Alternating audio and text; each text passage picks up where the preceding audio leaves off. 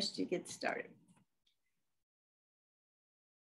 Okay, everybody take a nice big deep breath and let it all go. I am here only to be truly helpful. I am here to represent him who sent me. I do not have to worry about what to say or what to do because he who sent me will direct me. I am content to be wherever he wishes, knowing he goes there with me. I will be healed as I let him teach me to heal. Amen. And in case you haven't heard, the plan is that we will be back in the classroom at Unity from 3 to 5 starting next Saturday, which is July 3rd. And as far as I know, we're going to be in the community room, which is when you walk in the front doors, it's the first the first room on the left. But if we happen not to be there, look for us where we normally used to meet. Life is about change and we never know what's coming up next. So we are going to go to the section that starts on page 247 called The Two Emotions. And we are going to start with paragraph number 8, which I'm guessing is probably the next page or so.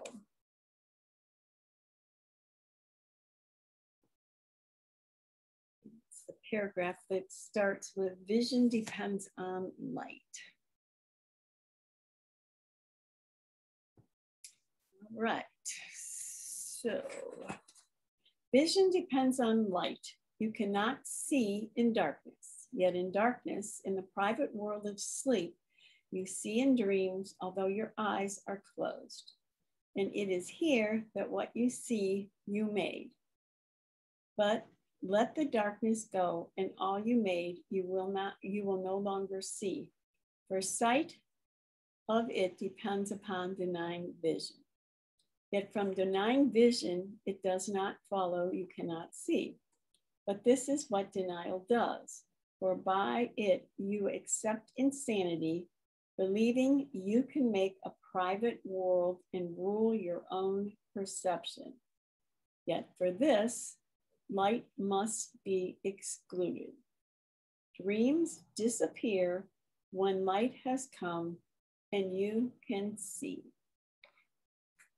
We talk about the idea of vision depends on light, and you cannot see in darkness. And we know you can walk into a dark black room and flick on the switch, and immediately the light comes on, the darkness disappears.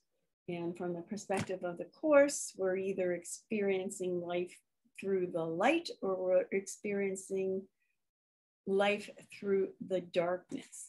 And unfortunately, we've chosen for the darkness, and for the most part, we're not even consciously aware that we're living our life from the perspective of the darkness. And you might relate it to walking into a room with your sunglasses on in a building.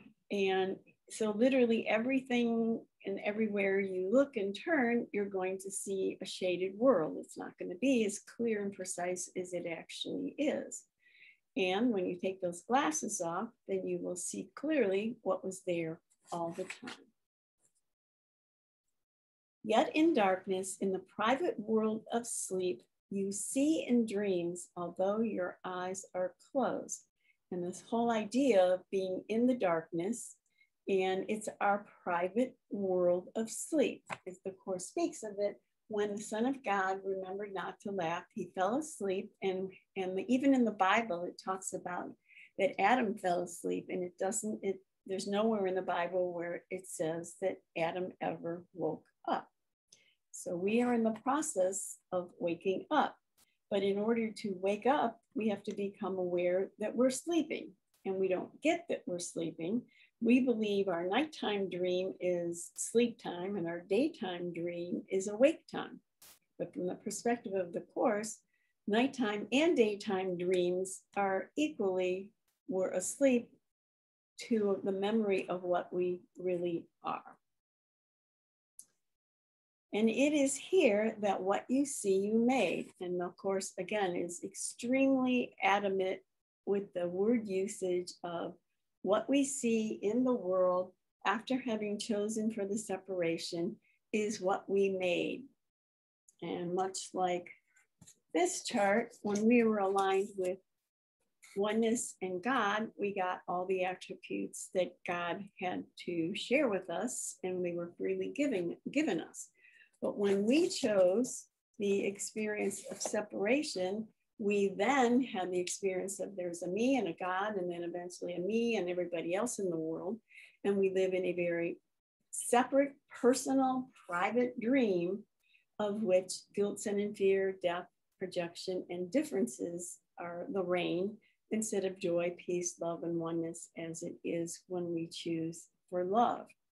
And this is our private dream. This is the opposite, literally the opposite of what was offered by God that we chose as a replacement for God so that we could make our own world. Because when we were aligned with God, God gave us everything, but we couldn't be in charge. We couldn't be the creator. And we wanted the experience of, gosh, I wonder what it would be like if I could be the creator. And the Course designates the words, only in heaven and oneness can you create. What we do is make. So it's a very clear, concise difference in those two word usages. So again, he wants to point out, and it is here that what you see, you made. So not only did we make it, what we see is what we chose via the choice of connecting with the ego instead of with truth. But let the darkness go, and all you made, you will no longer see, for sight of it depends upon denying vision. So again, when we wanted this, we began to see this, but that closed off our awareness of true sight. So when we begin to deny this, we will begin to see and experience true vision. Yet from denying vision, it does not follow you cannot see, but this is what denial does. For by it, you accept insanity, believing you can make a private world and rule your own perception. So by choosing for separation, we denied vision or truth, and then we began to see what we wanted to see, which is literally a denial of what we really are.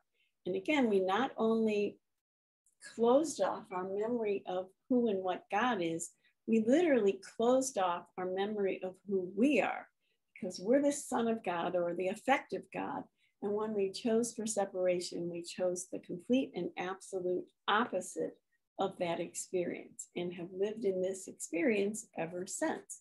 So when I said a few minutes ago that we don't even know we're asleep, we've been experiencing this realm of sleep for so long, it's literally all we know. Now, the Course very specifically and fortunately very close to the beginning explains that nothing of the dream can ever affect what truth is, and we can never destroy truth. And much like the sun in a cloudy Cleveland day, we know the sun is there even though we can't experience it. So a lot of the Course is about removing the blocks or the clouds that are keeping the sun from being expressed. But again, we have to start by becoming aware there's something wrong here. I want another way of understanding, seeing, or having a different vision. All right, so believing you can make a private world and rule your own perception. Yet for this, light must be excluded. So again, when we chose our private world, we experienced the exclusion of what light was. And okay, so again, light is here, but it was covered over with the ego, and now we experience the ego. Now, I think it's also important to realize, oops, we lost Jesus. When we experience the separation, we then divided the separation into a couple different aspects, positive and negative, good and bad.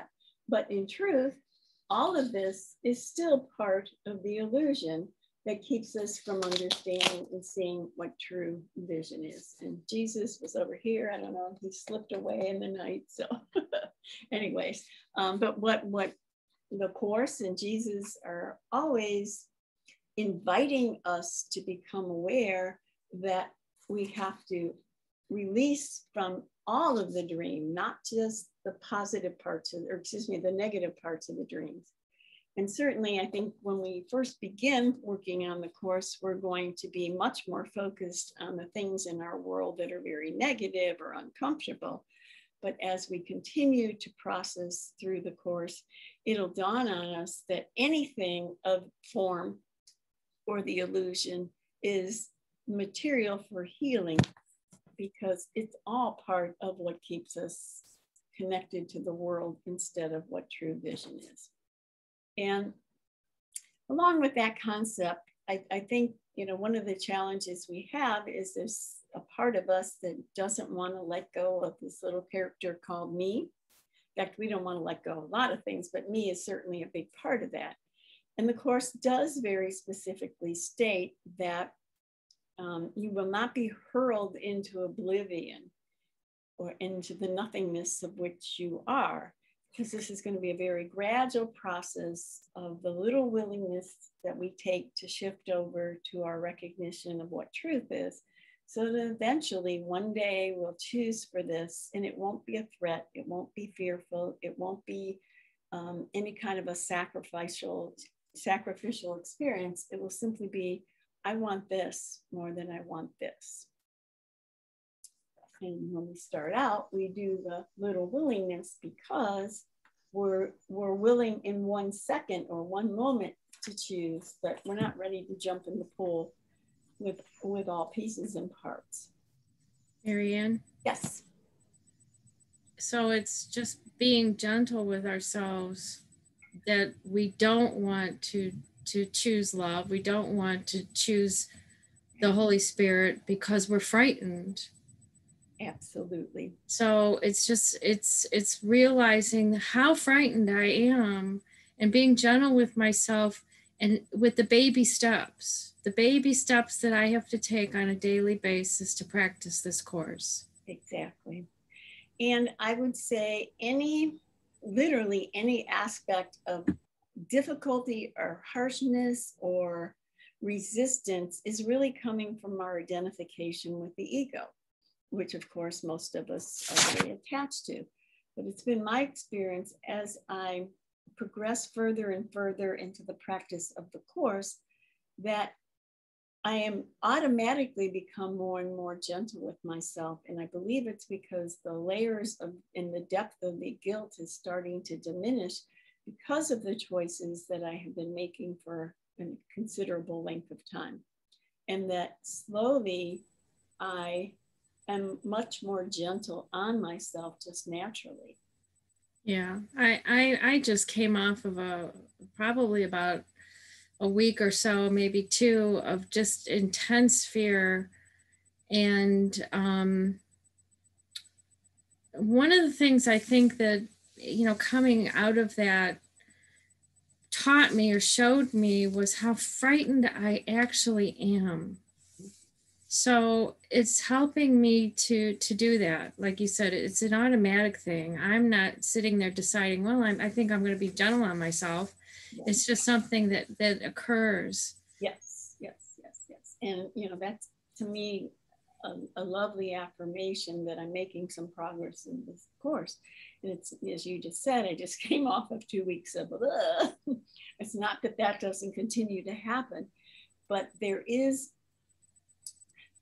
more security in your acceptance and your belief that the Course is working, that is also walking with you as you dig deeper into the process of it. And there's this, like, have more tools. It's a great thing to have.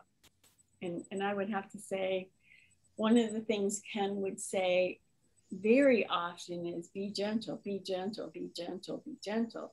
And I think I'm really right now starting to appreciate the beauty and the value of those words, because if we really, really knew how addicted to the ego we were, we would be much more gentle with ourselves. Yes, and beating ourselves up for choosing ego is just more ego. That's all. It's just you know, intensifying the ego. So it's not helping at all. And if you use the metaphysics of the course, nothing's happening anyway. Choosing ego is a choice for nothing. Yep. So I don't believe that, but you know, I'm trusting more what the course is telling me. Yes, exactly. Exactly. And it's a process, definitely a process. And be very aware that because you think you know the course intellectually does not mean you know it as a knowing. And with the ego can take your awareness that I'm learning more and not being more, and it can make it experience it in a way where it actually, you can use the course against yourself in the process of practicing, because I know it, why didn't I do it? Well, if you were really it, you would do it. And to get to the point where you are that connected, or even the word knowing is knowledge is found on this side of the chart.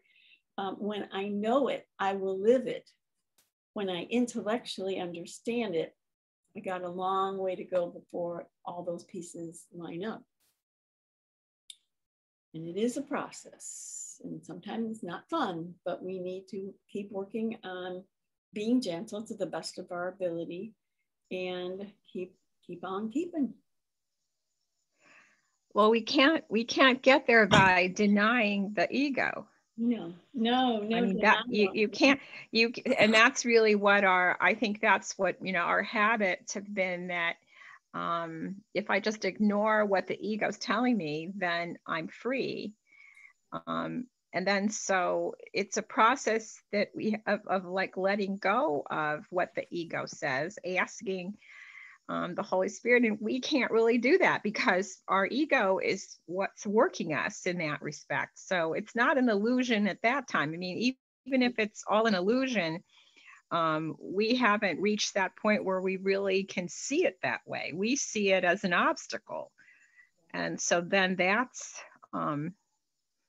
what the Holy Spirit has to use that for us. We have to use that experience. I mean, I always think of how you know, the Holy Spirit doesn't change things in the world, but it uses the world that we live in for a different purpose. So we can't just like ignore what we're feeling or ignore what's going on, because that's the ego. And you have to, you know, make that choice about who's going to rule this time and ask.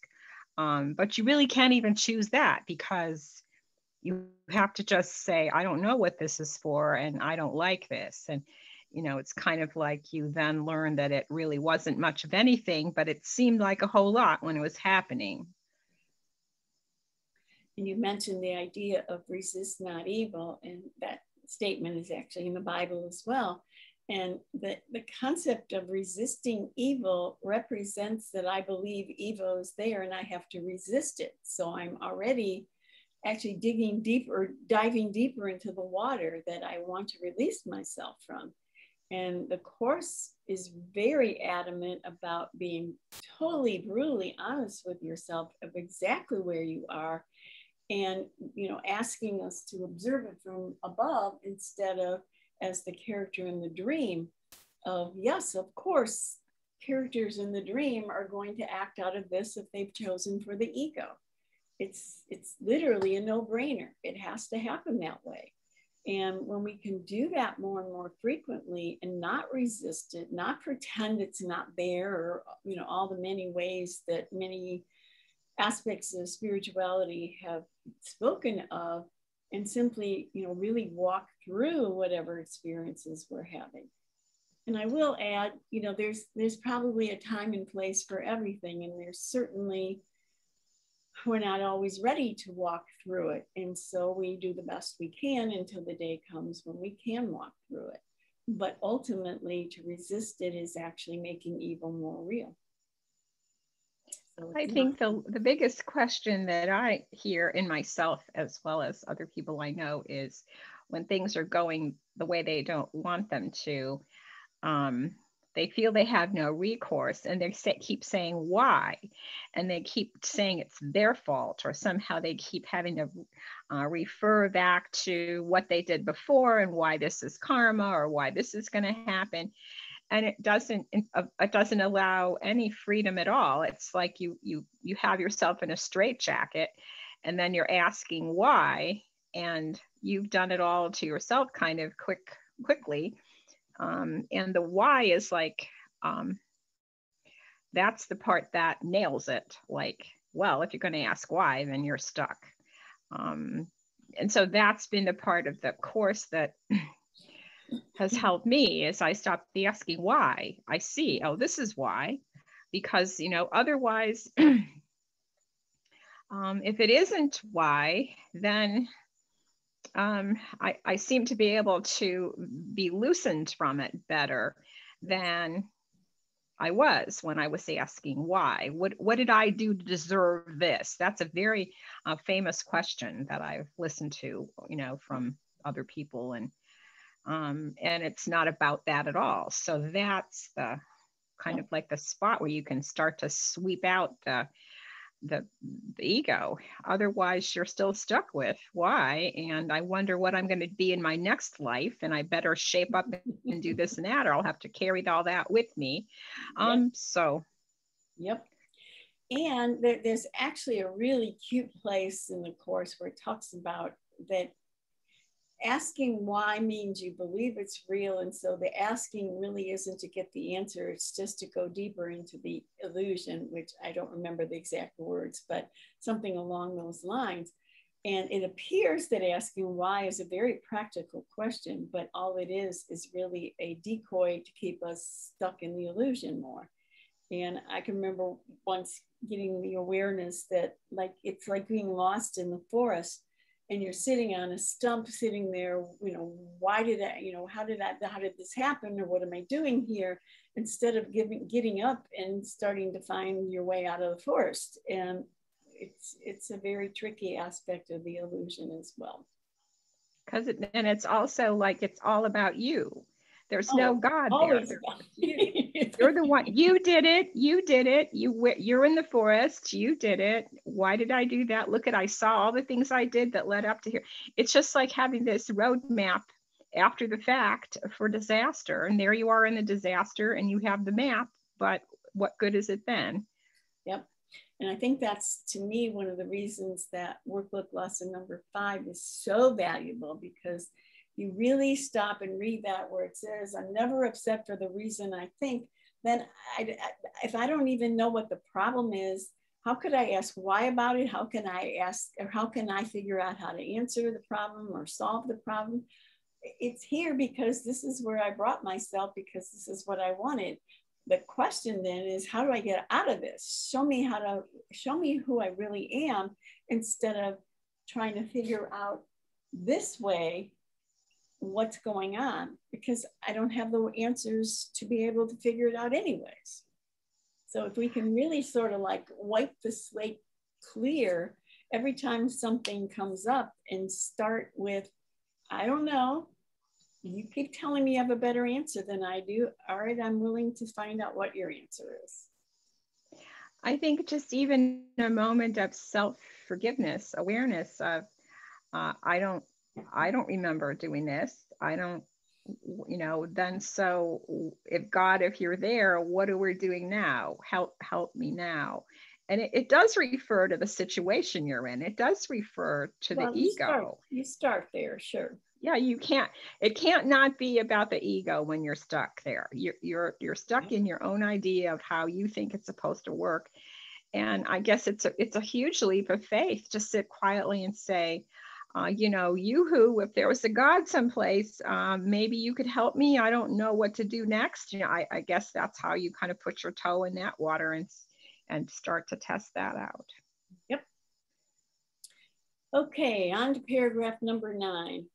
Do not seek vision through your eyes, For you made your way of seeing that you might see in darkness, and in this you are deceived.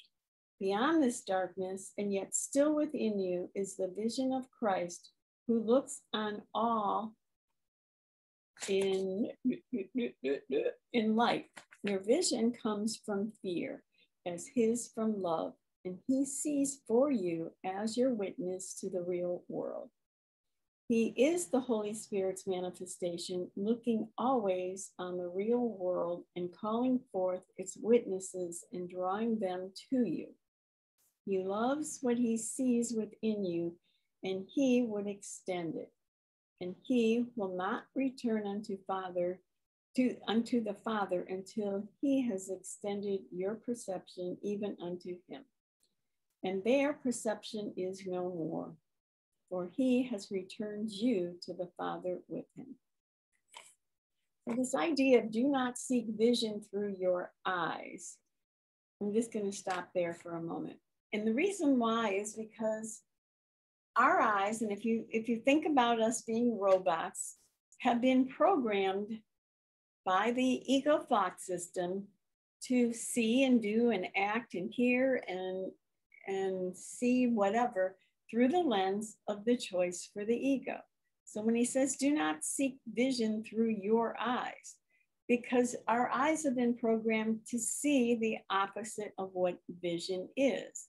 And if we're trying to solve the problem, look for the answer in that perspective, it's not going to open up, because the eyes have been programmed to reinforce the thought system of the ego. So do not seek vision through your eyes, for you made your way of seeing that you might see in darkness, and in this you are deceived. So again, he speaks of the idea of you made it your way, and you're seeing what you want to see, which is through the darkness. Because when we chose for the separation, we literally chose for the opposite of what vision or light is. So we chose because we wanted to be in charge. We wanted to be an individual, special, and different. And now we're in that experience, and we're seeing the effects of what that choice have made, which blocks the sun from ever shining, even though the sun is there waiting for us the whole while. But it always becomes, what is it I want more? If I want my personal identity more than I do the vision of Christ, that's exactly what I'm going to have. Now, the trick of that is most of us aren't even remotely aware of how deeply seated that desire to continue to be me and identify with everything that I have established as my private little dream. And so we don't even know, I guess you could say, how broken we really are. Beyond this darkness, and yet still within you, yes, is the vision of Christ, who looks on all in light. So what he's saying is, again,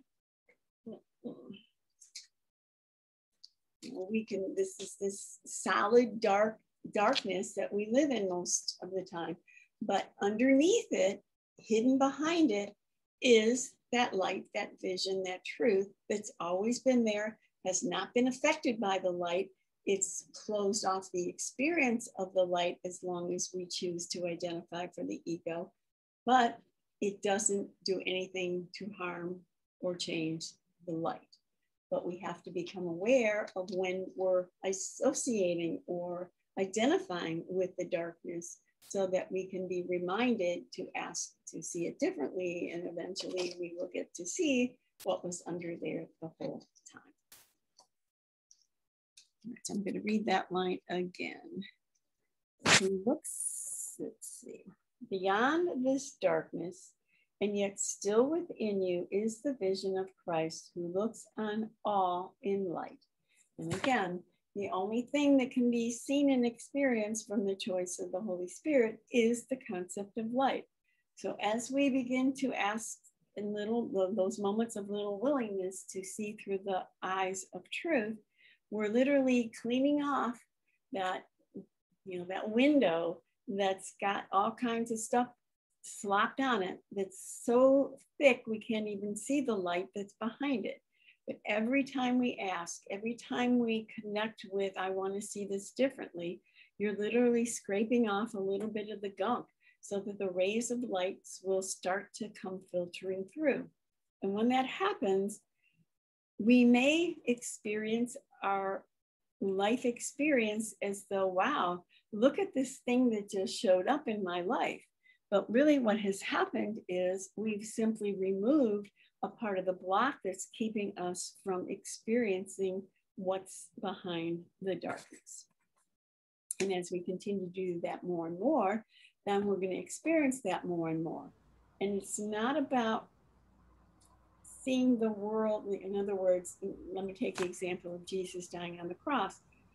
Most of us would say, no, thank you, I don't want that party. And yet, from his perspective, he was not affected in any way, shape, or form by anything that the cloud said or did, because he was unequivocally aligned with who he was. So the clouds were, you know, the clouds, what was going on with his body, the things that were happening to him were physically happening to him. But his connection, his thought remained connected with the mind of truth. And so none of those things affected him, even though they were physically happening to him. So Marianne, if you can't trust your five senses, then what do you trust? Good question, Jason. I would say what you can trust is anytime you lose your peace, you know you need help. Okay. Yeah. And, you know, talk about a setup, man. You know, we set up in a world where literally, you know, and in the five senses, I don't believe the concept of emotions or feelings are even in there. You know, emotional feelings aren't in that five senses. So it goes on way farther and way beyond just the five senses, because literally our vehicle was programmed to respond to the world as though it were real and to reinforce the world accordingly. All the time we've been playing in the darkness, not knowing we were even in the darkness. And it's hard to disregard what I see or what I experience or what I feel. And yet what he's saying, if you really want to come to another understanding of vision, you have to be willing to drop all your information, I guess you could say, in regard to how you perceive the experience. And that's a little tricky when we first start out, because, you know, these eyes have been telling us lots of things, our ears, our feelings, our thoughts, you name it. And yet they're really all connected to that choice for the ego, of which we made, as we've been talking about today. All right. And wouldn't you say also you can't really ignore your senses? If your foot hurts, you have to use that as a stepping stone to the next place. You can't absolutely correct. Say my foot doesn't really hurt, my senses, I can't trust my senses. That isn't true. You're trusting your senses until you can see that doesn't help, that you have to really get over something, you have to go beyond your senses. True. But you have to use the senses. You can't just, you know, you have those five. I see, you know, a mouse on the floor. I have to ask the Holy Spirit, what do I do? Help me. You know, whatever I do, then it'll come from that instead of my senses. Because I think that's the hardest part is you know, I think in Catholicism, where I came from, you know, your foot hurts, you say, oh, it'll be okay, never mind. And so you're trying to ignore your senses to get to peace. And that isn't the way to do it. Well, in a way that would be resisting not evil, just played out in a slightly different way. And the Course is very adamant about, no, use the experiences of your illusion, your sight, your sound, your feelings, whatnot, to help you recognize, oh, look, I'm in pain, I'm in fear, I'm feeling anxiety, I think there's something wrong. That's coming from that belief system. So rather than figuring out why it's coming or what it's all about, recognize if I'm not at peace, it's coming from that choice. And I need to choose something differently in order for a shift to begin to occur.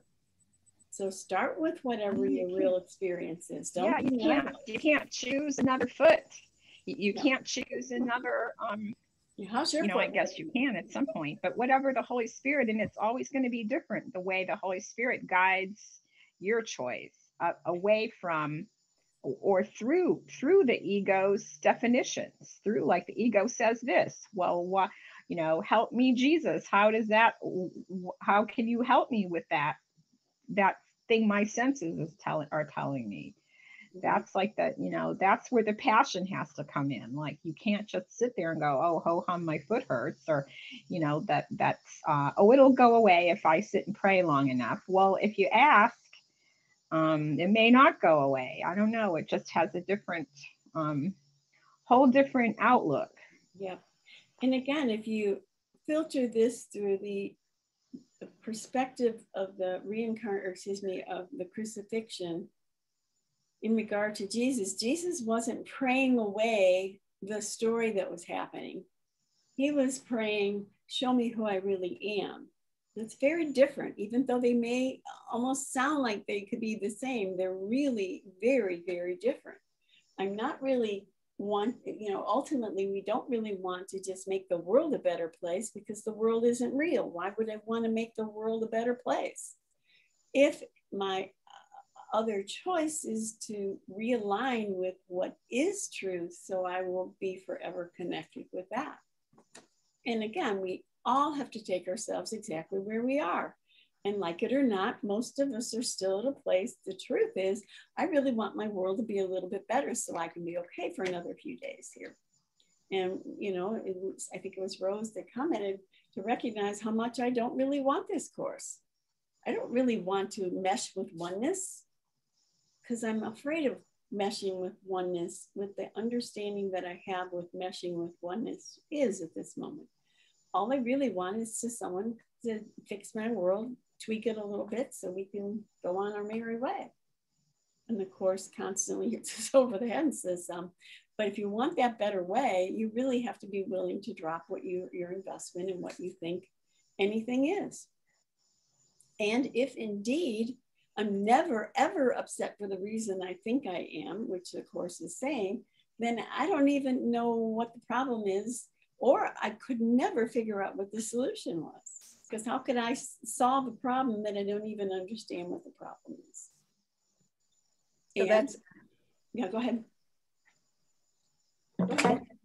Oh, I was just, the trusting thing. One of the things, seeing that I can trust that I don't know. There you go. I can trust, I can trust this process. I can trust that the Holy Spirit is a much better teacher. And that requires me coming into a humble position. The ego is so arrogant and so loud. Oh yeah, rock is shrieking, as the course says. Yeah. And I can trust that, the Holy Spirit will bring me peace. And that's what I really want, but that's only through my, going back and forth and the struggle until I see, what, I think I can relax, because the one thing that I don't want to do, or that we're so afraid of, we were just reading that the what is it, the natural state of mind is abstract, quiet. Yes. You don't want that. Okay, somebody's got their speaker with the horn honking in the background. If you could turn your speaker on, that'd be great. And if it was you, Tashara, I apologize. Yes, absolutely. That was the raucous shrieking. Yeah, there we go. A little bit more of that. We don't have enough of it in trying our to get life. the upper hand, yeah. All right, so your vision, and if you notice it's in quotes, comes from fear as his from love. And the reason why it's in quotes is because anytime the course talks about the ego identification, it will put it in quotes. So he's saying your vision, which isn't really vision, but you think it's vision, that's why it's in quote, comes from fear, because literally everything coming from the ego point of view is coming from fear, because it's the opposite of what we are as love. So your vision comes from fear as his from love. So his is love, mine is fear. Well, again, if we look at this, I don't think I'm in fear all the time. I know I'm in fear sometimes, but sometimes I feel pretty safe in the world. But what it's saying is even those moments that you think you're safe in the world are nothing like the connection with wholeness and truth. And yeah, better than this, but definitely not this, where you really totally, completely trust that everything is as it should be. And we're just not spiritually mature enough to fully accept that for ourselves at this time. And so our world becomes the classroom where we practice being shown that, you know, there's something going on here and I don't like it anymore. And we eventually exhaust all our ability to think we can control the world so it'll work out better. And then we finally just give up and say, huh, what you got going here, dude? Because I can't figure it out myself, which is really a good place to be. It's just not experienced very pleasantly from the point of view of the ego. Right. So Marianne. Yes. How does this work out practically? Because, you know, if you can't trust your five senses, you know, obviously we need our five senses to get around in the world and to do things and to work and to socialize and to be entertained and to protect ourselves. You know, how do we use what you're talking about, saying, I really don't trust the five senses. There's a bear coming at me, but, you know, I really don't. Right. Well, again, what I would say is continue to follow your belief system of the five senses. And if you see a bear, you know, run or go in a building, whatever it is that take care of that.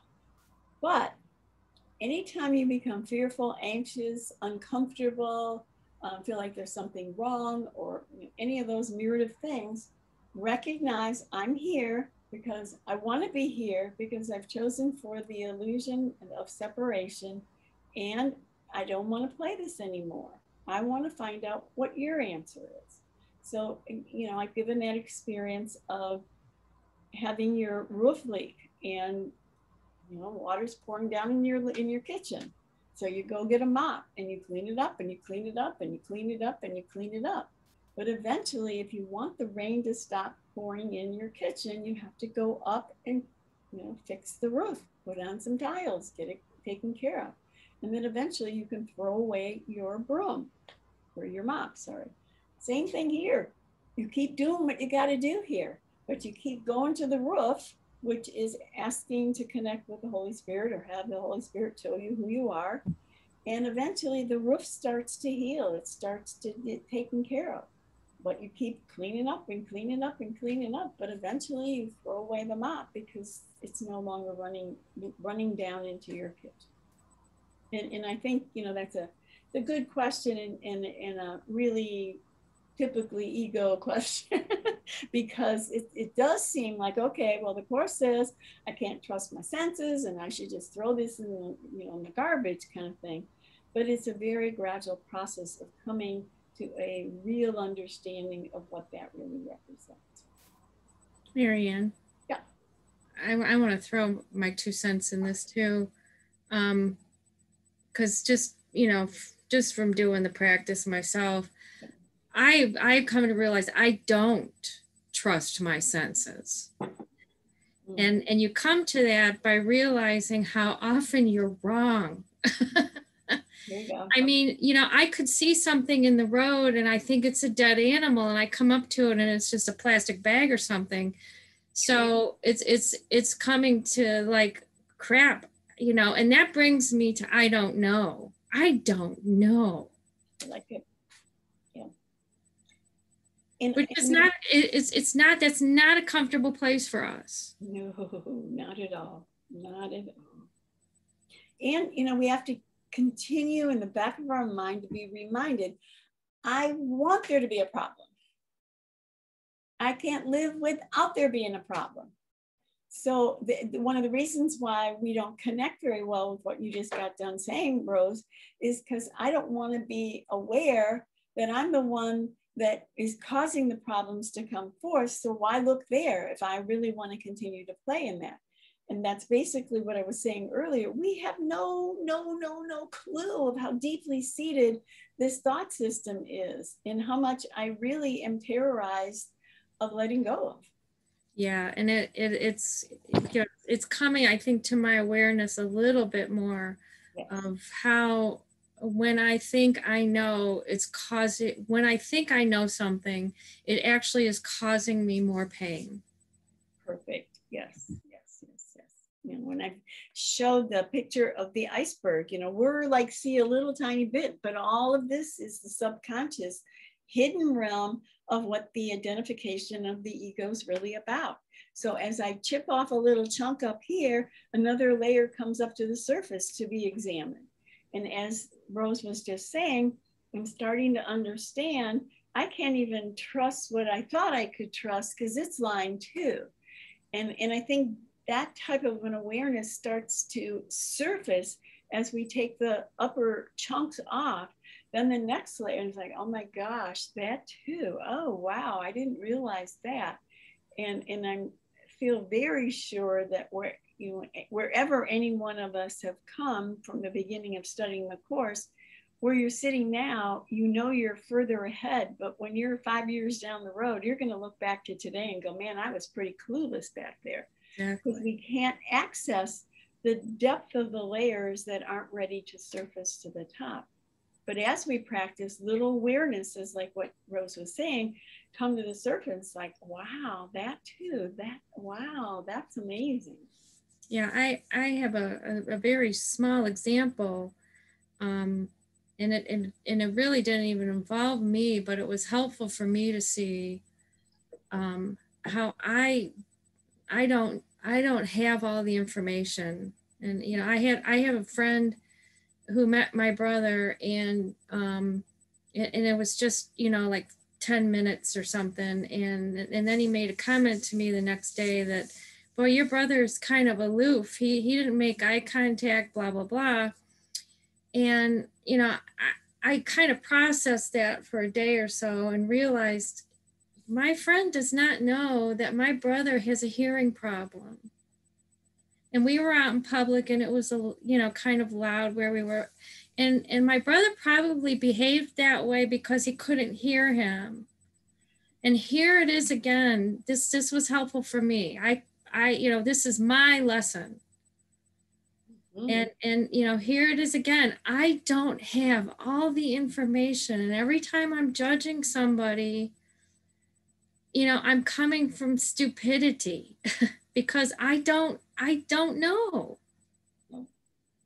And again, when we start to get these little subtle, and they're usually very subtle awarenesses, then we can kind of put the pieces and parts together of, I really, truly don't know. And when I look at a person, I'm looking through my limited lens, of which is part of the programming of the ego. And so I'm literally look at my brother so that I have a good reason to judge my brother. And until I really examine that and pay attention to that and realize I don't have a clue. And that fella, you know, didn't know your brother. He was just assuming from the point of view that he saw the experience. And, you know, as you said, how many times are we pointing the finger or judging someone or ripping them apart? And, you know, really start to pay attention to what's going on in your mind. What's it talking about now?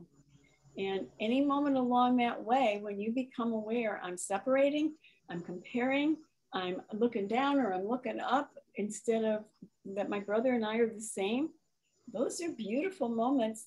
First of all, just becoming aware of more beautiful moments, because if you're having those experiences, you have to be more over here than you are here. And any of those moments just go, oh, wow, look at it. It's doing it again. Help me to connect to what you see, Holy Spirit, because I can only see through my very limited little lens here. And it's telling a story, but it's not the whole story. The part where you meet a bear on the trail, that kind of bombards all of your senses. One of the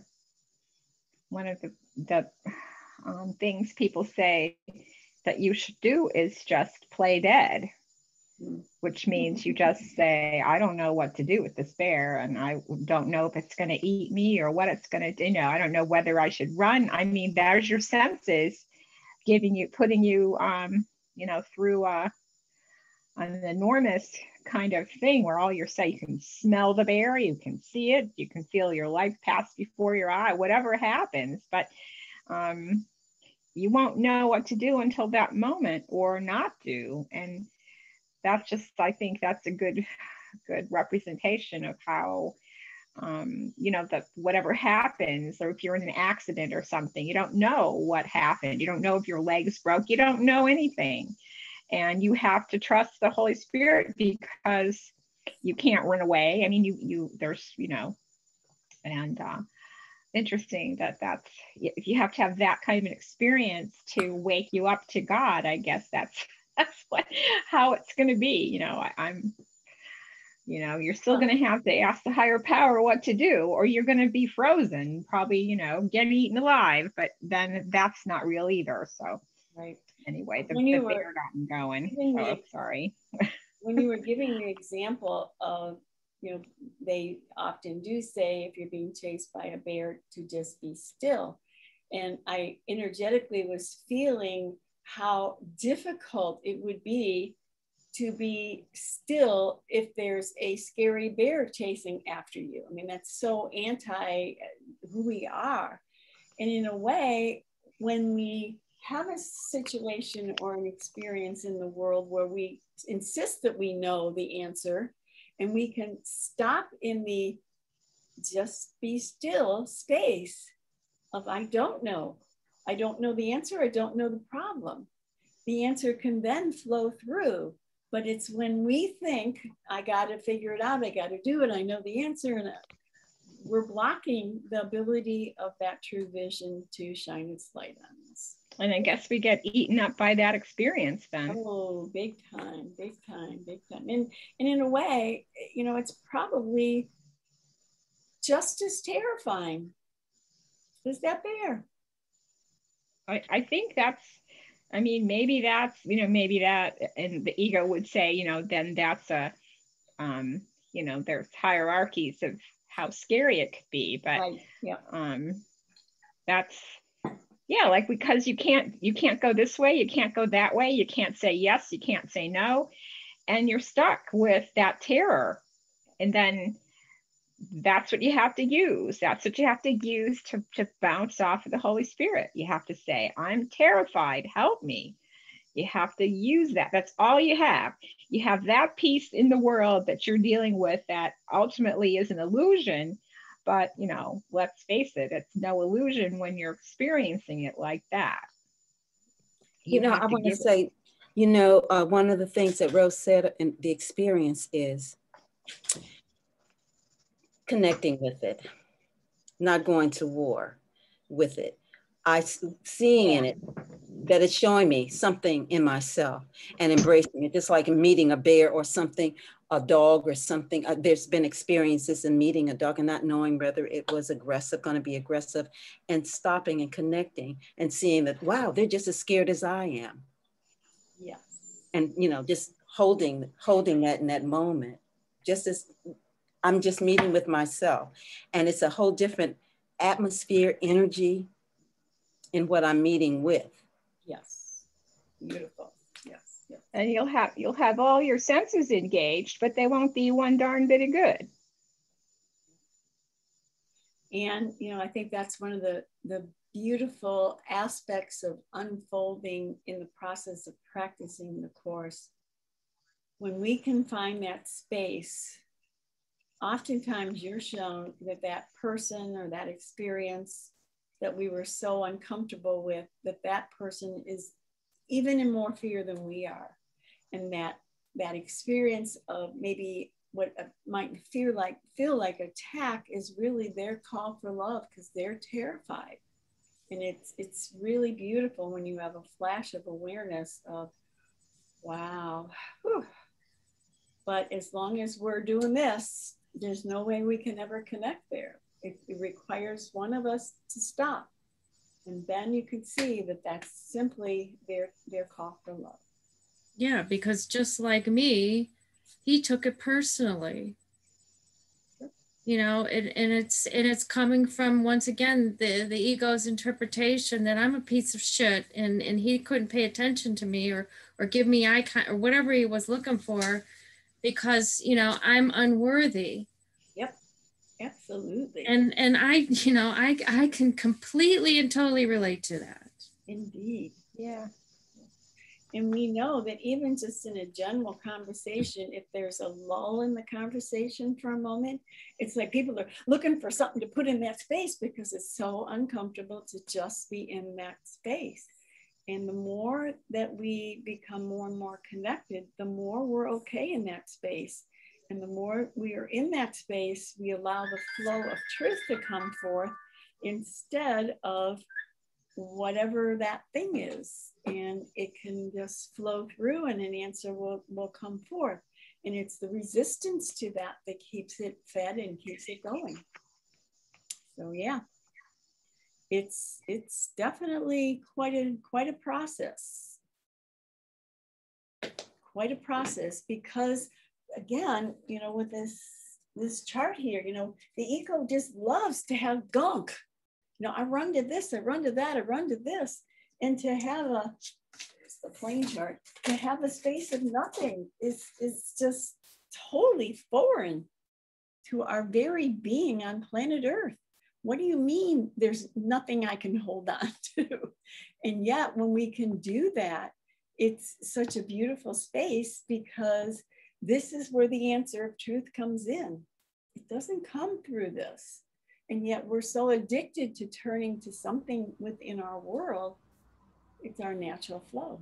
Marianne, can you say some of the things that are on that hero chart? Oh, sure. Okay, so on the quote unquote positive good side, there's love, peace, money, gifts, cake, relax, good time, energy. I can send you the chart though, but I'll keep going. A car, beautiful home, fireworks, we're having fun, future, little children playing, you know, good food. And then on the other side is darkness, survival, suffer, afraid, danger, struggle, banish, stress, hunger, warning, work, pain, mad, envy, loss, alone, kill or be killed, fight, nightmare, devastation, aging, hard. And then right in the middle here is COVID. We had to have a little bit of that in the chart too. But again, they're all the things that pull our attention into the world where the problem can't be solved, because the problem can't be solved in the world.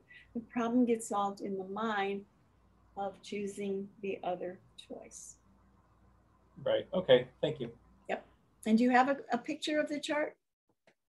I think I might somewhere. Okay. Well, if you can't find it, let me know. I'll send you another one. Okay. Yeah. But again, and again, you know, from the moment we were literally physically born, what popped up? This little character called me. And then we were surrounded by our parents and our siblings. And then it went from there to let's go to school. And then we knew all that and all. So it's like everything within the concept of the world is about come back to the world, come back to the world. We'll find an answer. We'll solve the problem.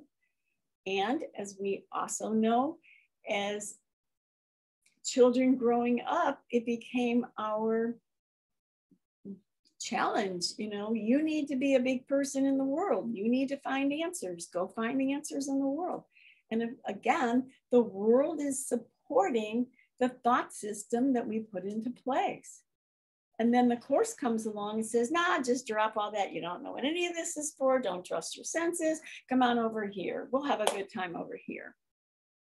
But that's not at all comfortable for us, simply because we are just so acclimated to being stuck over here. And so we very slowly learn, okay, just this moment, just this little willingness. I can try this. when my life becomes so intolerable or so uncomfortable that I'm willing to try another possibility. And then the reflection of that connection with light and love begins to start to work in your life. And then we're convinced that that's not such a bad idea after all. And we're more and more willing, at least occasionally, to step on that other way. Especially when we realize, I don't know how to fix it.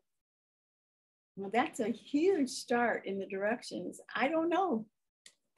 And the Course is very specific. You don't know nothing. It's not like he says, oh, you know, a couple things over here are pretty good. How about over here? Nothing. I don't know anything, because what the world represents literally is 100% the opposite of what is true. 100% opposite. And nowhere do these two worlds connect. It's one or the other. And so as we begin to become aware of, wow, I got pulled down into something else that's happening in the world, I could choose differently. And I know many of us, especially when we first start studying the Course, you can read the lesson in the morning and it can just melt all over you for the beauty of it. And then you come home after work and you get ready for bed and you put your head on the pillow and you think, oh man, I didn't think about that all day long. Because the world is just so strong. Again, not because in and of itself it's an entity, but because we've given it the power to have that control. And so now it's our little willingness to allow this to be in control instead of this, that will take us to that connection with what we really are. All right, so I'm going to read that last line again because the next one won't make sense. Your vision comes from fear as his from love. And he sees for you as your witness to the real world. So in other words, he holds firm of what the real world is and will hold that for us until we're ready to let go of, as it's calling it, my vision, in quotes, in other words, what I've made to be my vision, instead of what true vision is. And, you know, I can remember reading one of the lines in the Course shortly after I started studying where it said that, you know, nothing we ever could do could ever destroy truth and peace and love. And I felt very joyous by having read that, because boy, as an ego, we're good. You know, we've set this up in a manner that's just almost impenetrable, but we can't take away what is our true heritage. All right, he is the Holy Spirit's manifestation, looking always on the real world and calling forth its witnesses and drawing them to you. So as we begin to choose for the Holy Spirit, which is literally the part of your mind that knows who you are or knows a reflection of who you are. So when we're calling on that, we're literally saying, this isn't working. I want to find out what this is. And then that begins to reflect forward to you and witness the choices that you're now making versus the choices that you made before. He loves what he sees within you, and he would extend it because you're opening the door to the extension of that answer instead of keeping this door closed and only living and breathing in this doorway. And whenever you can open that door, it means I have to close this door in order to find out what this is. So that's why it's very important to recognize you can't take you over here and leave your brother here. This requires that you drop the investment in thinking you know what's going on between you and your brother. And literally, we've closed the memory of the fact that we're the ones that placed that on our brother to begin with. And as long as I'm holding my brother guilty and I think I can pop over here, it's never going to happen because the answer is oneness. We're the same. I'm dropping part of duality to think I can come over here. It can't happen because we're either one or we're separate. And if we want to know what oneness means, I have to drop my investment in everything I see in my brother.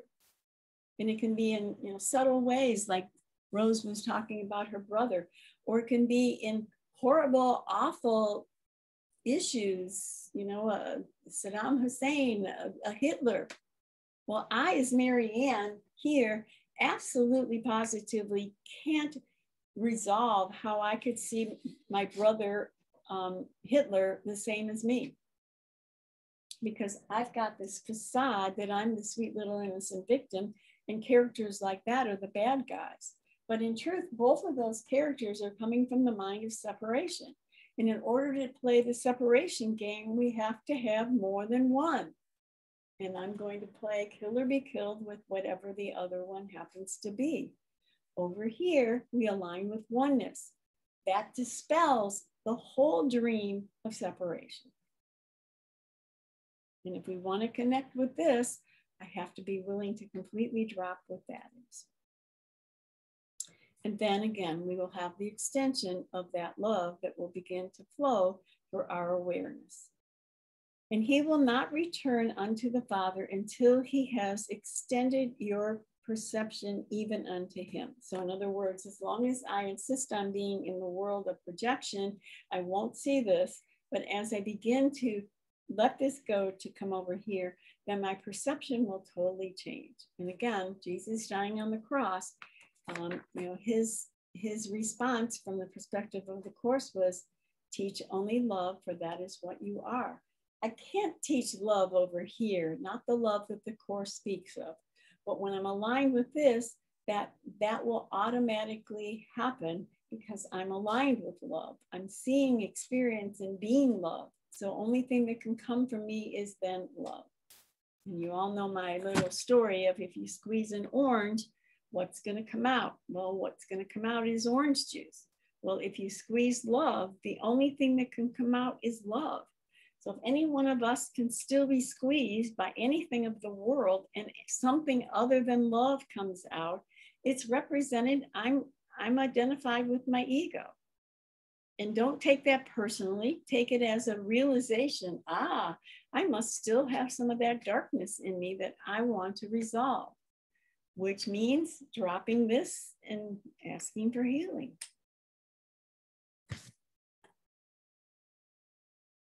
All right. And their perception is no more, for he has returned you to the Father with him. So whenever we drop this, then we connect with the Father, we connect with our brother, and guess what? We get to connect with ourselves as our true identity as well. And then all those little subtle thoughts that pop through our heads on a daily basis of I'm not good enough, I did something wrong, feeling anxious, fearful, disconnected, alone, all those attributes of which is really a projection of our ego will fall away, because that's no longer the identity that I am aligned with. I'm now aligned with the identity of what truth and love and peace and connection and joining are. And so I will see the world, though the world itself could look identical to the moment before that moment, I know who I am. So I perceive the world from a totally different experience. And that's literally the goal of the Course, is to come to the way in the place of not seeing through your darkness, dark colored glasses any longer, and beginning to see what is truth instead. All right, paragraph 10. So I know a couple of people came on after we started reading. So we're in the section in the text called Two Emotions, and it started on page 247, and we're starting with paragraph 10. So I'm sure it's the next page or so. All right, so you have but two emotions, and one you made and one was given you. Each is a way of seeing, and different worlds arise from their different sights. See through the vision that is given you, for through Christ's vision, he beholds himself, and seeing what he is. He knows his Father. Beyond your darkest dreams, he sees God's guiltless Son within you, shining in perfect radiance that is undimmed by your dreams. And this you will see as you look with him, for his vision is his gift of love to you, given him of the Father for you. Again, I want to remind us of the concept of there's, as it says, there's two emotions. And when he's saying emotions, doesn't say this here, but at the very beginning when we first started reading, it said you have but two emotions, love and fear. And be very aware that the word fear isn't just I'm afraid of a bear chasing me. Fear is representative of anything of the illusion that is not absolute pure love. So we're either aligned with that, and then our world will project the fear and the guilt of the ego. Or when you align with the truth, you're going to see the world from a totally different lens. No matter what the picture is, it can be, as I said a moment ago, it can be identical picture to what you saw a moment ago, but you will see it through the eyes of love instead of through the eyes of fear or guilt, sin, and separation. All right, and again, this statement where he says, you have the two emotions, and one you made, and one was given you. And actually, throughout the course, Jesus very frequently will say there's two choices. But then he will go on to explain there appears to be two choices, but in truth, there's only one that's true. Because the other choice was one that was made by the ego, and it's not real. So in essence, there's only one choice, but because we're clouded and we believe this is true, we will experience a dualistic choice when we first start out. But eventually we will align with the true answer, and we won't be affected by the other choice at all. Each is a way of seeing, and different worlds arise from their different sights. And again, two different worlds, literally two different worlds. I'm either aligned with the ego and my world will be projected with that, or I'm aligned with the Holy Spirit and my world will reflect that light and love. And again, I think it's really tricky when we first start studying the course, because it's like, I want more choices and there's only two. But I think eventually that becomes a real gift, because either I'm experiencing peace, connected in joy, or I'm not. And if I'm not, I know I've aligned with the ego. And that now I also know that when I'm ready, there is another choice to be had, where before we thought we had to deal with what was there and try to maneuver, fix, change the world and make it a better place so that I could survive. But now there's a different choice to be made. All right. See through the vision that is given you, for through Christ's vision, he beholds himself. So again, when we choose for this, we not only will experience my brother through the eyes of love, I will see God through the eyes of love, and I will see myself through the eyes of love. So this is like the Trinity of choosing for the Holy Spirit. And this is the Trinity where I will see my brother different than me, my father different than me, and myself different than me. So it depends on which one of these two emotions that you choose. And seeing what he is, he knows his Father. So when we align with the truth, we will then know who we are, and we will see our Father as love instead of fear. It's true or false instead of a multiple choice test. Absolutely correct. Yes. And it becomes really very simple. I don't know what it's about. All I know is I'm not at peace. So that has to mean I've connected with the ego. And when I'm ready, I have another choice. It's really quite simple in that respect. And we also all know that if you've been practicing for very long, because we're so identified with our ego, it doesn't feel like it's all that simple, because we're so enmeshed in all the intricacies of what the ego world provides for us. Beyond your darkest dreams, he sees God's guiltless sun within you, shining in perfect radiance that is undimmed by your dreams. And so he sees us clearly all the time. We don't, because we've accepted the dream as our reality. But as we drop the dream and connect with him, we then will see like he sees. So anytime you're feeling lost, alone, afraid, or any of the attributes that the ego so swiftly pokes into our mind, recognize that God sees me as love and light always. And you know, we talked a little bit at the wake today, or the memorial service today, about the idea of the last moments of your life. You know, what am I holding in my last moments of my life? Am I holding that I'm not worthy of life, love? And you know, we could talk about the last moments of your life, but what about this moment of your life? Are you holding that I'm not worthy of love? And the only way I can become connected with that awareness is to really begin to listen to the thoughts, the popcorn thoughts that pop in my mind. And if my mind is either judging or attacking somebody else, or judging and attacking me, know that this is the popcorn machine that we're working from. Because only love thoughts come out from here. And again, try not to add, oh my gosh, I'm really bad, I'm terrible, I'm this and that. No, don't add that. Just recognize this is helping me become aware of what I'm identified with. And that's a beautiful thing, because now I can do something about it. Before, I literally thought I was an innocent victim of everything on the planet. And I had no recourse. I had no way out. I was stuck. I had to figure this out by myself. And he's saying, when you're ready to let it go, the answer of truth is there.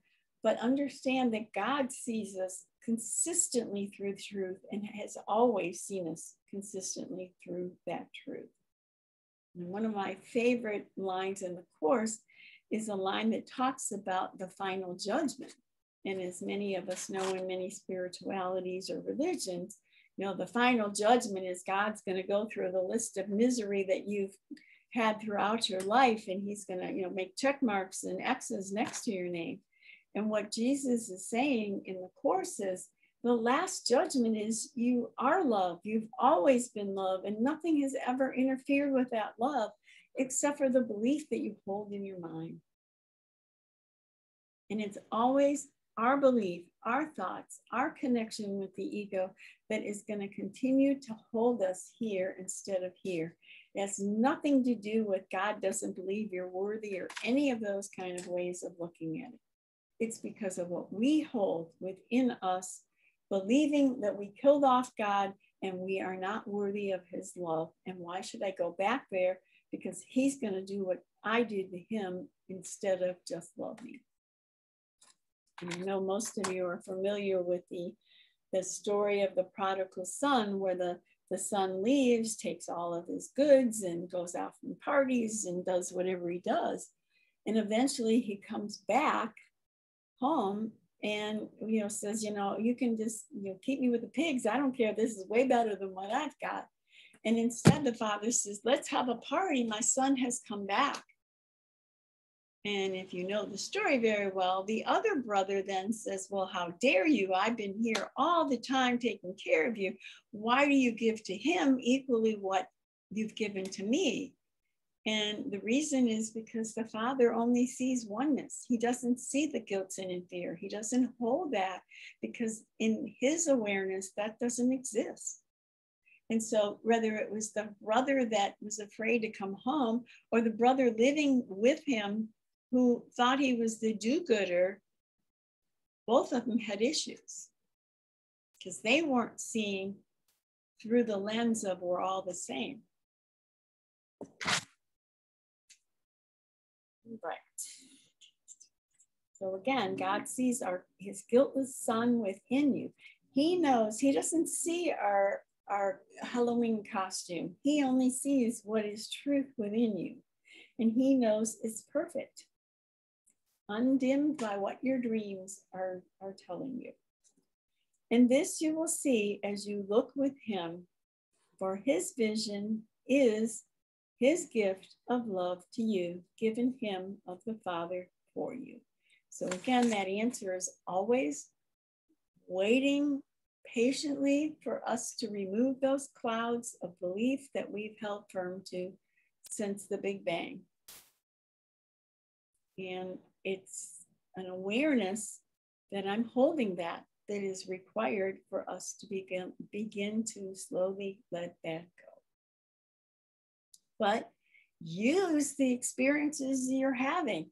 Do you feel guilty? Do you feel less than? Do you feel alone? Do you feel, any of those types of adjectives or definitions of the ego? Then that's a reminder of, oh, I guess I'm stuck with this. We talk a lot about, your brother versus you, but we could put me and my thoughts right over here, which would be equal to a brother that seems to be attacking me. We're attacking ourselves all day long.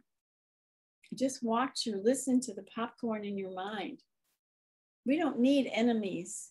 We got them right here. And it's not coming from your brain. It's coming from a thought system that is penetrating down into this programmed robot that we believe we are. And it's all up to us. Again, we're the ones that chose collectively as one son to make the belief that separation was real. And it is now each one of us individual, because each one of us splintered off into all these separate little beings, of which each of us has both parts of our minds. And each one of us has to make that choice to eventually come to this side unequivocally. So that's another thing that we can trust. There you go. I like that. Yes. We can trust that whatever it is I see out there is showing me. Yes, absolutely. And it's literally, the world is like a children's book. Okay, let's say a 6-month-old that might be able to hold a book and you might see some of the pictures, but he can't read that book. But the words, the whole story are laid out in that book. Well, the whole story is laid out in our world, but we haven't figured out how to read it yet. And when we can begin to read that if I'm not at peace, I'm aligned with the wrong choice. And I don't have to figure out why. I don't have to, figure out what I have to say or do to my brother or any of that kind of stuff. I just have to realize I'm aligned with the ego. Therefore, I'm having the experience of lack of peace.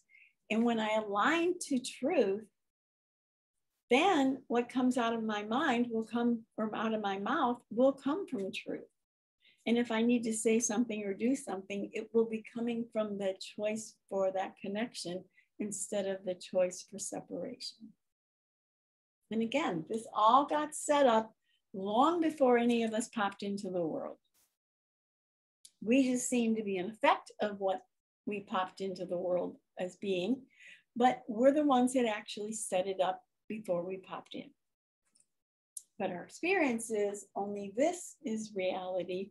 And so I popped in as a sweet little, adorable little innocent victim of circumstances beyond my control. And we all are playing the same game.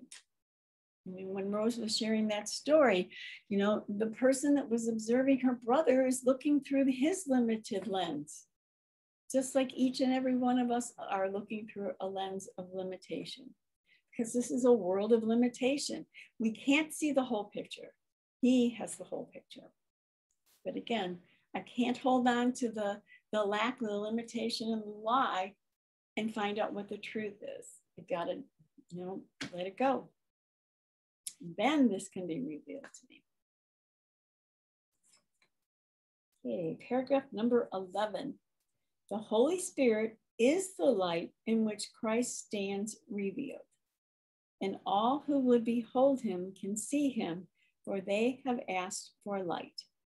Nor will they see him alone, for he is no more alone than they are. Because they saw the Son, they have risen in him to the Father. And all this will they understand because they looked within and saw beyond the darkness the Christ in them and recognized him.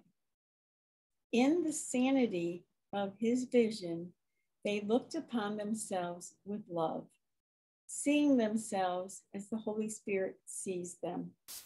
And with this vision of the truth in them came all the beauty of the world to shine upon them.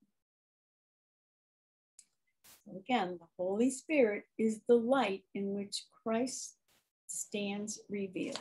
So again, that's where the answer will come. This is where the problem lies. And as long as I insist on saying here, I won't be able to access this, but this is waiting for me any moment that I am willing to drop my storyline.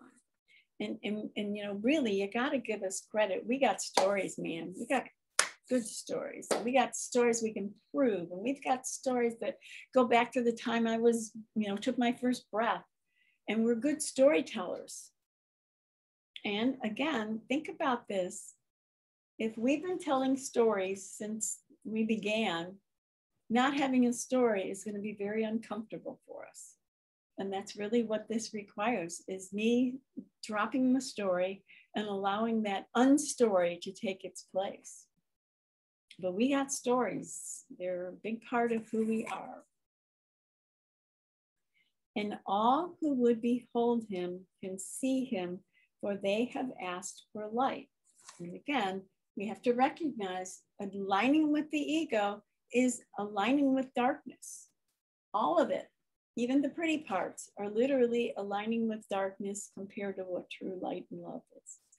And so as we begin to be less duped by what the ego has given to us, as far as, you know, there is stuff good here, there's shiny coins, let's go get another one of those. The more we stop being duped by what the ego world offers, the more quickly we will connect with what is there beyond the dream. All right. And again, we will then experience that light, love connection with ourselves, our brothers, and with God. Just like when we're here, we're seeing it through the lens of darkness, no matter which one of those we look upon. Nor will they see him alone, for he is no more alone than they are. And, you know, I think one of the attributes of the ego is aloneness. You know, I'm alone in the world. Even if I have lots of people around us, I'm sure all of you have had experiences where you were out somewhere and there could have been crowds of people around you, but you felt totally alone.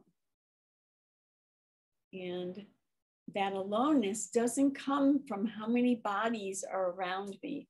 That aloneness comes from the belief in separation, where I believe I am alone and separate from the love that is my true identity.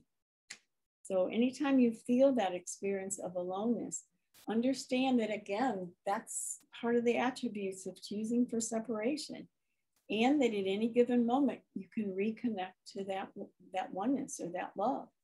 And remember who that real, or what that real connection is. But as long as we wallow in the aloneness, or we wallow in the story, or we wallow in the I gotta be rightness, and on it goes, we're saying, I got this under control, God. I don't really need your help right now. And we will do that so often when things are not awful. And then when things get really unbearably awful, those are the moments we're going to be willing, especially initially, to ask for help.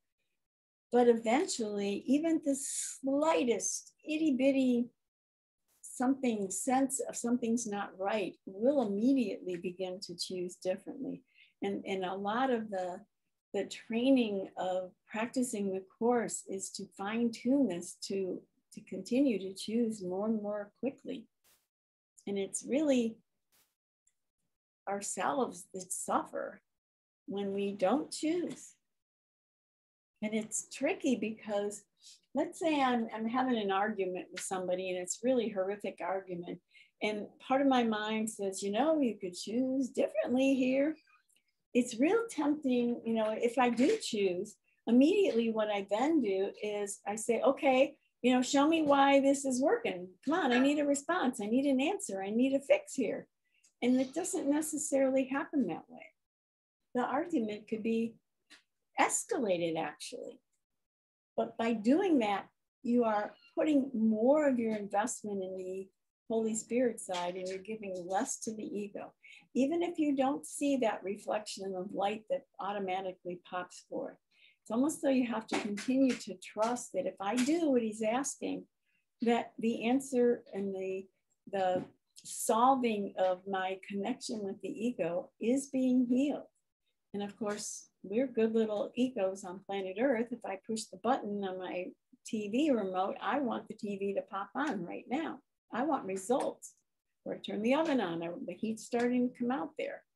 This doesn't necessarily work in that kind of a speed that we would like it to happen. But literally every time you ask, a shift is occurring in your mind that is working and walking towards the healing process. And the Course actually states that if the reflection of your choice from love will bring more fear, then you won't be able to experience it at that time. But then maybe 6 months later, all of a sudden, you'll have 3 or 4 miracles or reflections of miracles happen in your world. And sometimes people say, well, I didn't even ask for help. And look what's happening.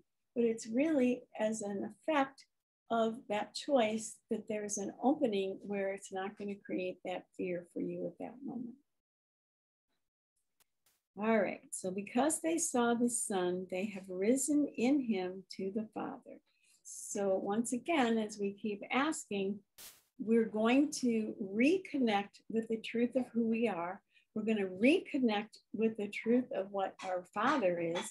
We will no longer be in opposition to our Father, and we will begin that process of reconnecting to what we are and what our Father really is. In all this, will they understand because they looked within and saw beyond the darkness the Christ in them and recognized him. So again, this isn't like this magical wand kind of thing. You're going to start with the darkness. And, you know, for a lot of us, especially since we've identified with being the innocent victim, aren't real thrilled about the idea of walking into the darkness and observing that this is what we set up because this is what we want. And as we recognize the darkness for what it is, and then realize that's not what I want any longer. And we, as it says, we go beyond the darkness. We go beyond it by choosing to connect with truth. And then we will recognize again our Father, ourself, and our brother. And just think about the idea that we have made our Father an enemy. We've made ourselves an enemy. We've made our brother an enemy because we're playing this dualistic game here. And that's how we can continue to maintain it, so that I'm not at fault, somebody else is, even though somewhere deep within our mind, we still have the memory or the blueprint of that belief system that I stole from God. And literally every time somebody triggers something in you, it's really not what they're triggering. It's really it's triggering the memory in your mind that it's me that was the one that did this, not my brother. God didn't kick me out. My brother's not the problem. It's that choice that's the problem. And the whole idea of recognizing that that setup is what we did to maintain this because we were fighting for our lives. But now we're recognizing that's not where we want to be anymore. So we're there now, more and more willing to find out what's beyond. What is the vision beyond this darkness that I have placed here? And again, a lot of it is as it dawns on us more and more that it is ourselves that made the darkness, and that we have the right to change our mind about that darkness when we're ready to do so. Insanity, and again, Jesus tells us anyone that is chosen for the ego is insane, and he speaks that throughout the Course, not in a means of being mean to us, but in a means of, you know, if you can have all of this Or you could have all of this and you've chosen all of this, then you really are pretty insane. But again, we've covered this over. We've written a different story, so it doesn't appear to be that we've chosen this and we could have chosen that. So in the sanity of his vision, they looked upon themselves with love, seeing themselves as the Holy Spirit sees them. So as we give up the word is in the sanity, and I was saying insanity, I apologize for that. But normally we are seeing through the lens of insanity. So when we choose for sanity, his vision will filter through us, and we will begin to see the Holy Spirit through the real eyes instead of the projected eyes of the illusion. And with this vision of the truth in them came all the beauty of the world to shine upon them. And that's a beautiful line. And literally the answer, that world of beauty, is like this close to us. But because we have chosen to look through the program lens of our egos, we can't see the clarity of what's in front of us. And it's always, again, our choice. What is it that I want to see? Is choosing for love my number one choice? And again, watch how quickly the choice of the ego filters in there and takes over instead. And with a yeah, but, what about this? What about that? I can't turn my head away from this world. I've got to go in there and fix it and change it and make it a better place. And a while back we read the Awaken from the Dream book, and let's turn this around, and talked in that book a great deal of how we are middle group here. And we could choose to go this direction, or we could choose to go this direction. And it's totally up to us which way we want to go. But the trick is, many of us felt we needed to become God's first lieutenants. We had to go help the dark group. And as soon as we turned in that direction to go help the dark group, we had to relinquish our connection with walking towards the light. And so even when we're trying to do good, we're oftentimes actually becoming more enmeshed into the dark side than we are aware that we're doing. And when you literally drop all of this, say, I don't know, that's what turns you around and starts taking you towards the light group. And again, none of us knew this was what was going on from the time we were born. And yet this is the game that gets played out. And one of the reasons why this is also very tricky is because we've chosen for the dark side. We've chosen for the ego for eons of time. It's the natural flow.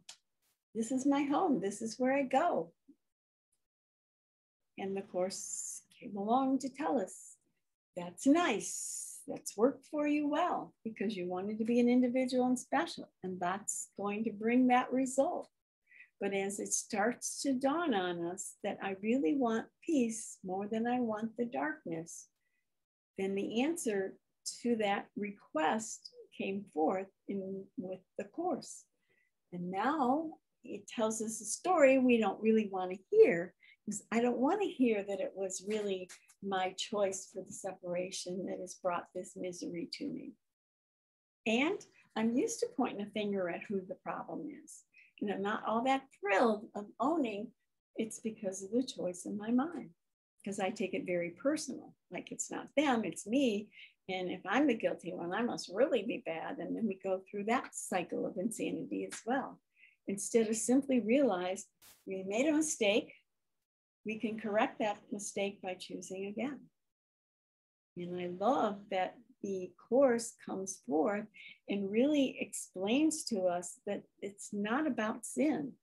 We made a mistake. Yes, that's true. the effect of that mistake has been monumental. But the answer is nothing happened. It's right here every week. Nothing happened. On the other side, it says it really happened. And we really continue to believe it really happened, and we're not spiritually mature enough, whatever you want to call it, to accept. Why would I not want to choose that nothing happened over, yes, it did happen, and let's figure this out, and I've got to change it, and I've got to make it better and different.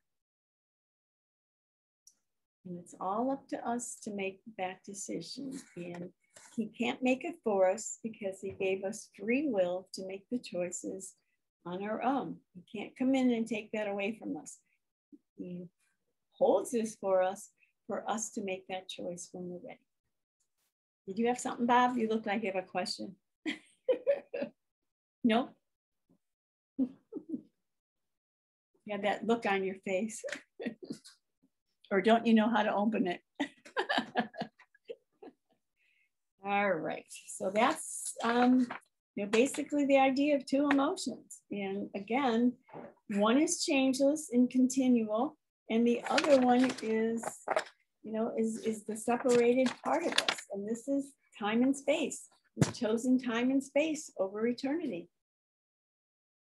And again, to slowly begin to examine what we bought by choosing for the ego. We made an exchange, we chose the opposite, and now we're living in the experience of the opposite. What do I want now?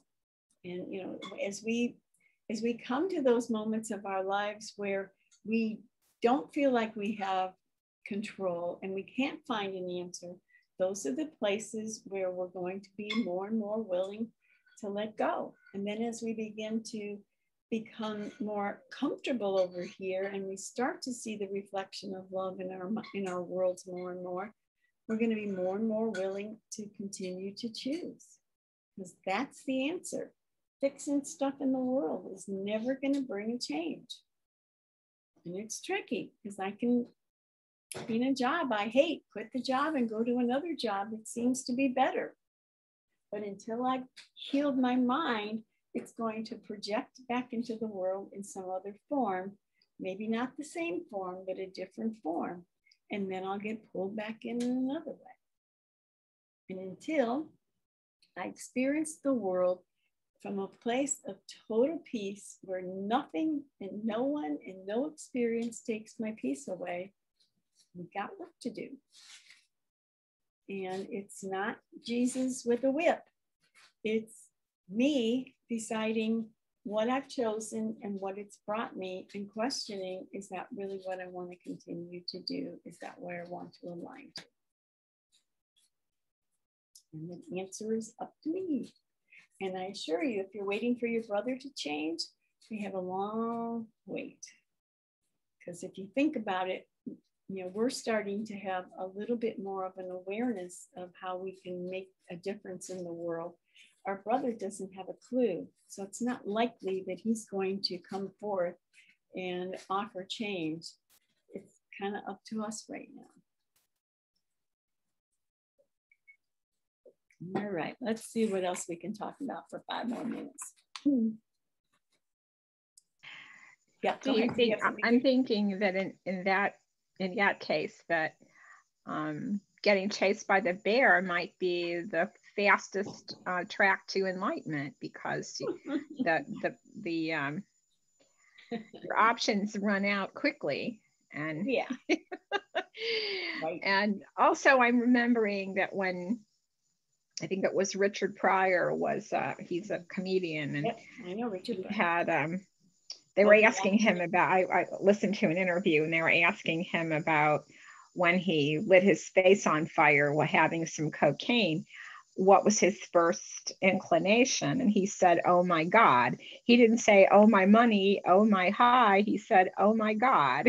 So I always think of that as your need probably, and I'm sure he had to come through a lot of things to be humorous again, or to, be a comedian again after that. But anyway, so that's just my thought about the bear. Not that I'm looking forward to meeting any, Well, but you know, as we were saying before, if you really stop and think about it, how many moments of our lives are we brought down onto our knees of either a fear or a discomfort or an anxiety?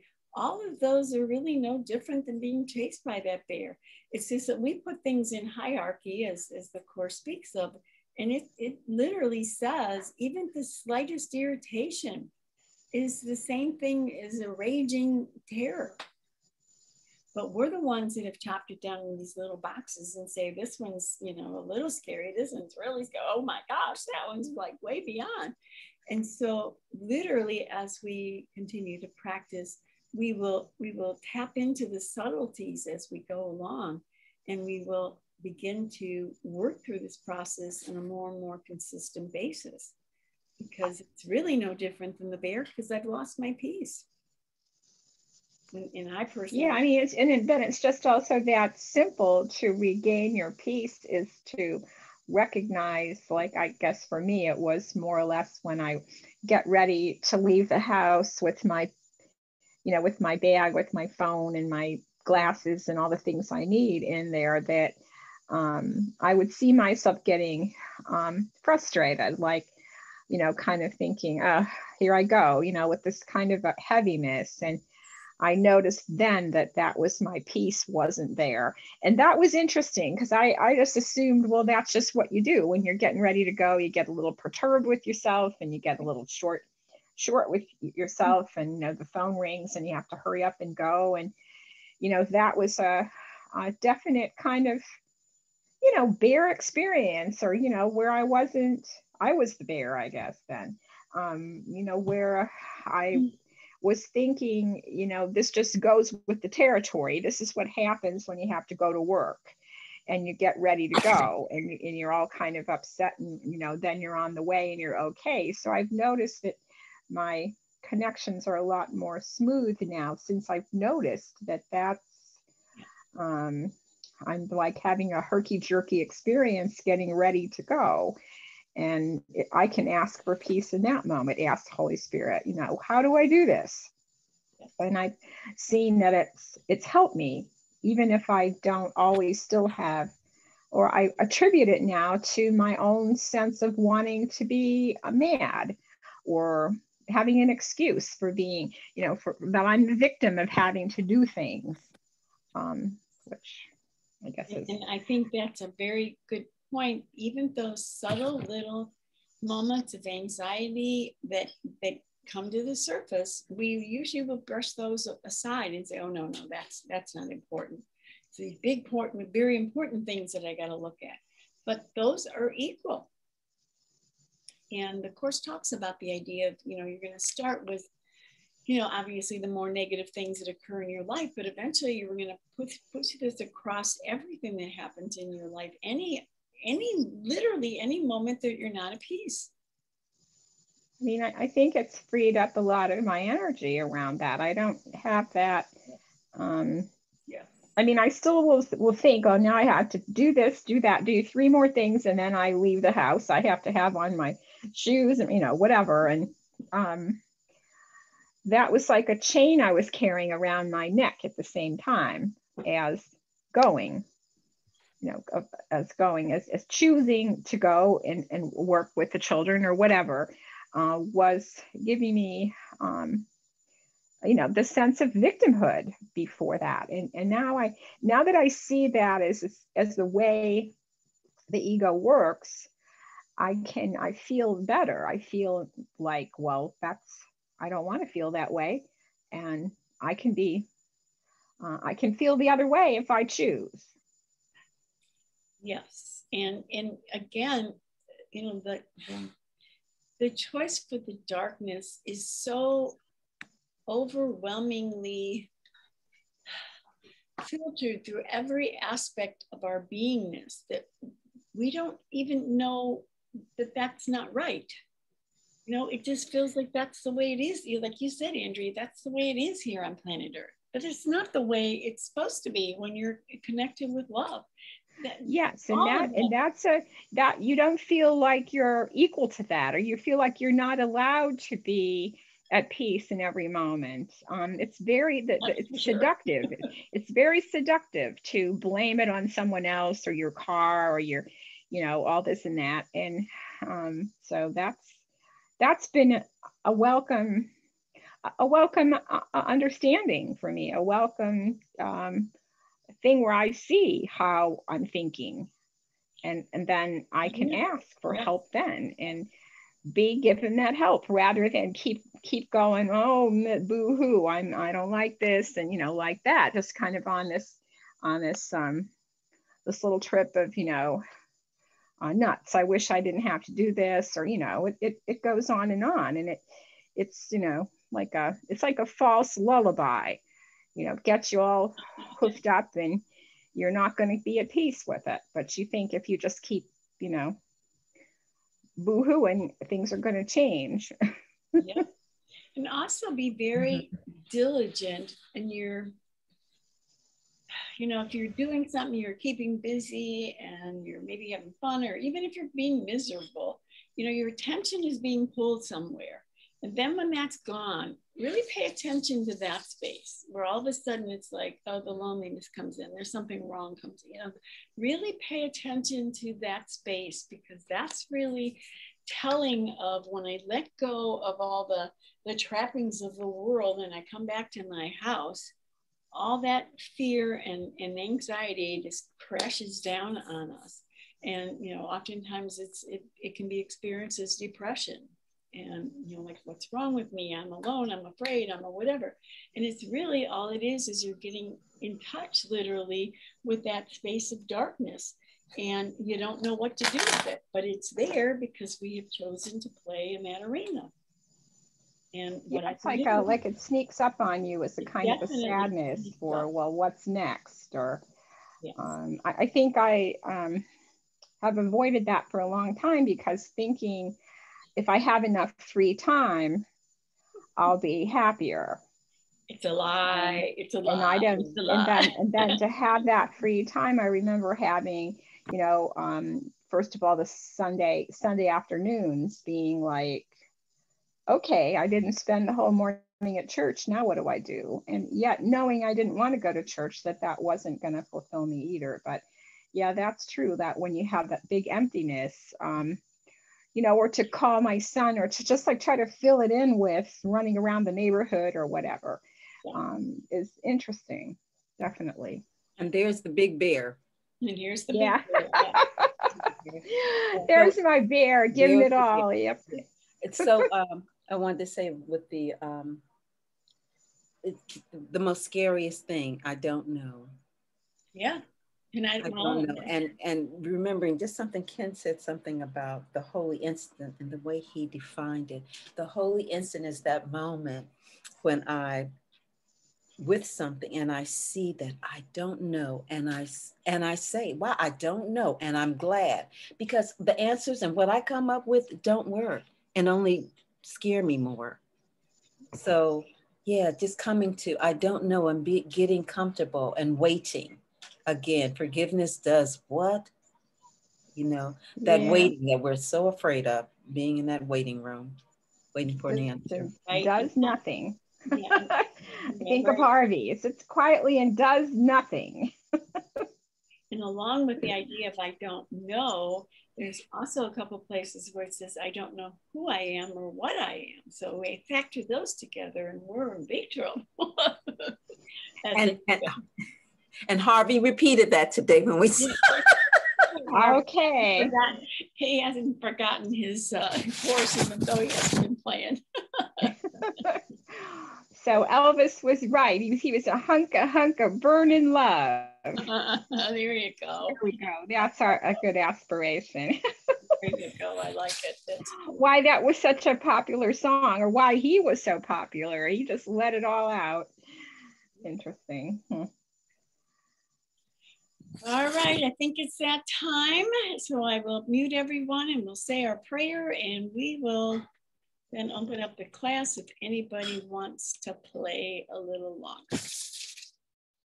Everybody take a nice big deep breath and let it all go. Forgive us our illusions, Father, and help us to accept our true relationship with you, in which there are no illusions and where none can ever enter. Our holiness is yours. What can there be in us that needs forgiveness when yours is perfect? The sleep of forgetfulness is only the unwillingness to remember your forgiveness and your love.